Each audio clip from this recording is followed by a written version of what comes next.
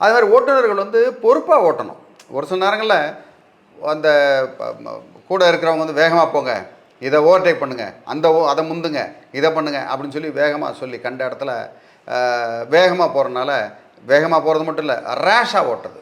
வேகமாக போகிறதுன்றது வேறு, ரேஷாக போகிறதுன்றது வேறு. வேகமாக போகிறதுனா ஓரளவுக்கு ஒரு ஸ்பீடில் இந்த இடத்துல இந்த டைமில் நம்ம போய் சேரணுன்றது ஒன்று. ரேஷாக போகிறது அப்படின்னா ஓவர்டேக் கண்ணாமன் ஒரு தவறான இதில் போகிறது. ரெண்டாவது சிக்னலை மதிக்காமல் போகிறது. இதெல்லாம் வந்து தப்பு. டிரைவர்ஸ் வந்து அவங்க வந்து கரெக்டாக இதை கடைப்பிடிச்சா தான் சரியாக வரும். ஓகேங்களா? இது தவிர்த்து நீங்கள் வந்து யாரோ ஒருத்தவங்க முதியவரோ குழந்தைகளோ இல்லை மிருகங்களோ திடீர்னு கிராஸ் பண்ணக்கூடாத இடத்துல கிராஸ் பண்ணாங்கன்னா, நம்ம சரியாக தானே வர்றோம், வண்டியை விடுவோம் அப்படின்னு அப்படி அந்த சமூக அக்கறை இல்லாமல் நம்ம நடந்துக்கிறது. இப்போ ஒரு நாயோ இல்லை பன்றியோ இல்லை மாடோ குறுக்க வருது, அதை இடித்தா நமக்கு வண்டிக்கு ஒன்றும் ஆகாது அப்படின்னு நினச்சி இடித்து அதுக்கப்புறம் போய் நீங்கள் சினிமாலெலாம் கூட பார்த்துருக்கலாம். ஓகே, இடித்து அந்த வாகனம் வந்து பள்ளத்தில் விழுந்து அதில் பல பேர் கவலைக்கிடமான சம்பவங்கள்லாம் உண்டு.